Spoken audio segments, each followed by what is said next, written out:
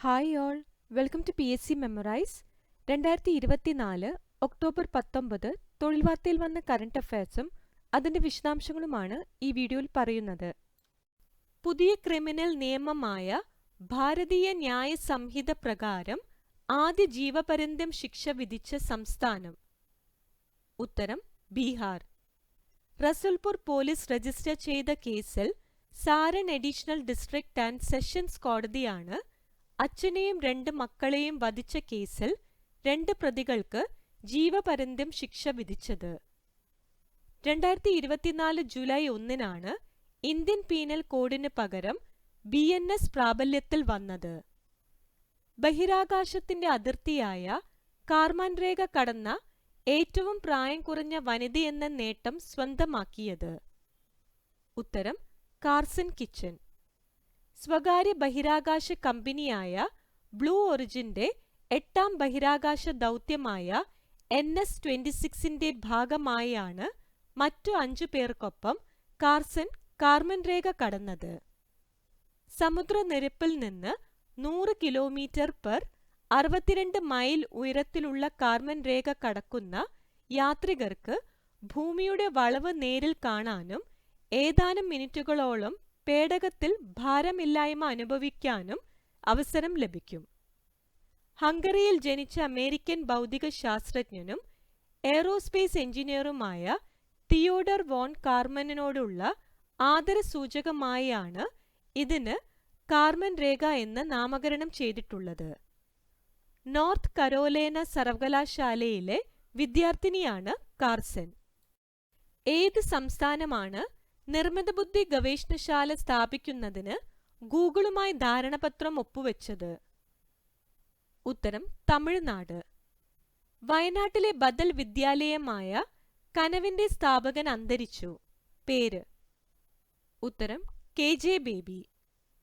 എഴുത്തുകാരനും സാംസ്കാരിക പ്രവർത്തകനുമായ KJ ബേബി 1994 വയനാട്ടിലെ ചീങ്ങോട്ട് കനവ് ഗുരുകുല വിദ്യാകേന്ദ്രം സ്ഥാപിച്ചത്.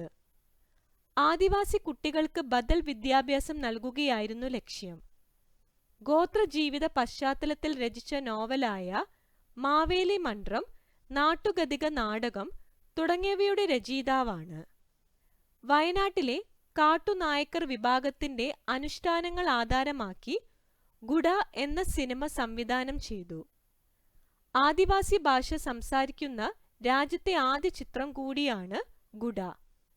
പ്രശസ്തമായ നാട് എൻ വീട് വയനാട് എന്ന ഗാനത്തിന്റെ രചയിതാവാണ്.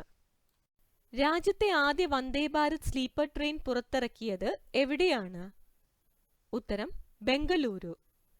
112 വർഷം മുൻപ് മുങ്ങി തകർന്ന ടൈറ്റാനിക്കിന്റെ അവശിഷ്ടങ്ങളിൽ നിന്ന് ഏതു ഗ്രീക്ക് ദേവതയുടെ ശില്പമാണ് ഗവേഷകർ ഈയിടെ കണ്ടെടുത്തത്? ഉത്തരം ഡയാന.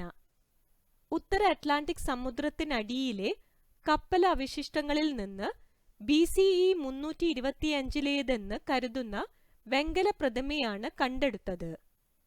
RMS ടൈറ്റാനിക് എന്ന US കമ്പനി നടത്തിയ പര്യവേക്ഷണത്തിലാണ് ശില്പം കണ്ടെത്തിയത്. പ്രതിരോധ ഗവേഷണ വികസന സ്ഥാപനമായ DRDOയുടെ ഡയറക്ടർ ജനറലായി ചുമതലയേറ്റ മലയാളി വനിത? ഉത്തരം ഡോക്ടർ K രാജലക്ഷ്മി മേനോൻ. ഈ സ്ഥാനത്തെത്തുന്ന 2ാമത്തെ വനിത കൂടിയാണ് മലപ്പുറം ചമ്രവട്ടം സ്വദേശിയായ രാജലക്ഷ്മി മേനോൻ.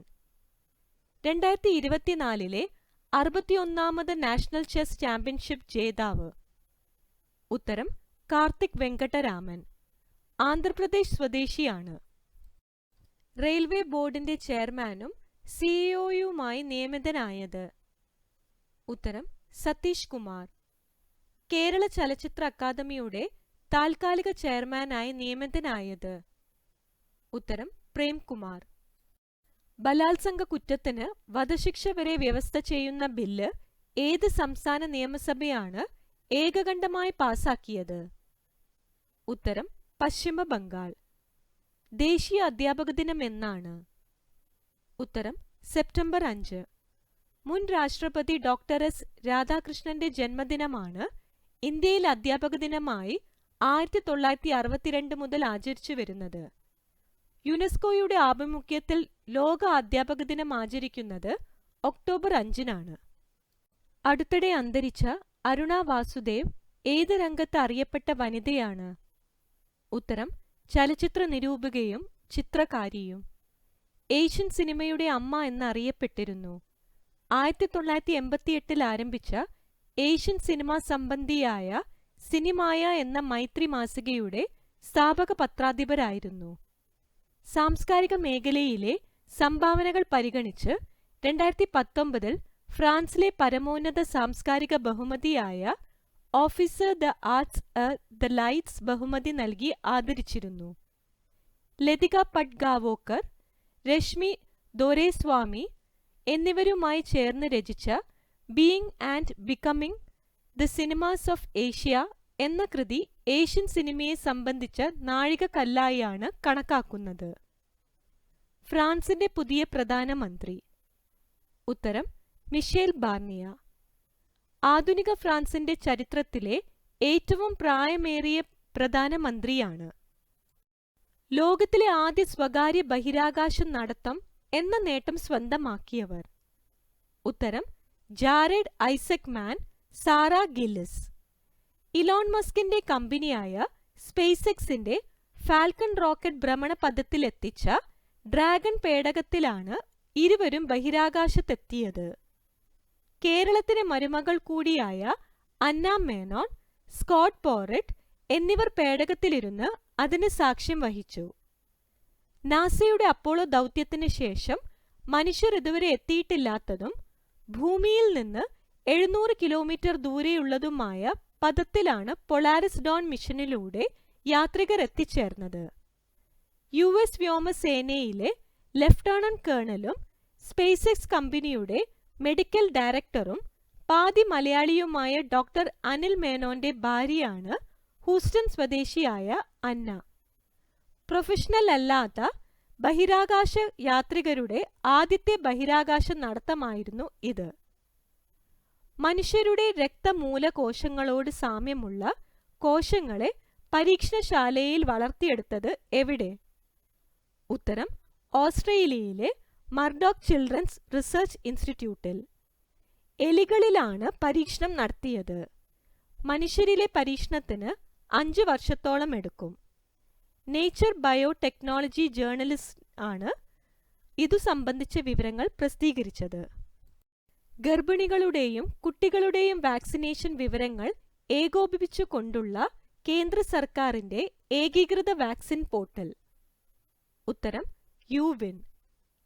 ലോകത്തെ ഏറ്റവും ഉയരം കൂടിയ രണ്ടാമത്തെ കെട്ടിടം നിർമ്മിക്കുന്നത് എവിടെയാണ്? ഉത്തരം ദുബായ്. ദുബായ് ഷെയ്ഖ് സായിദ് റോഡിന് സമീപമാണ് 725 മീറ്റർ ഉയരമുള്ള ബുർജ് അസീസി എന്ന പേരിൽ കെട്ടിടം ഉയരുന്നത്.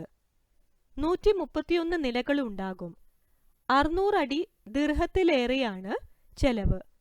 ലോകത്തിലെ ഏറ്റവും ഉയരമുള്ള കെട്ടിടമായ 160 നിലകളും 828 മീറ്റർ ഉയരവുമുള്ള ബുർജ് ഖലീഫയും ദുബായിലാണ്. ഇതോടെ ഈ വീഡിയോയിൽ ഉൾപ്പെടുത്തിയ പോയിന്റ്സ് ഒക്കെ ഡിസ്കസ് ചെയ്തിരിക്കുന്നു.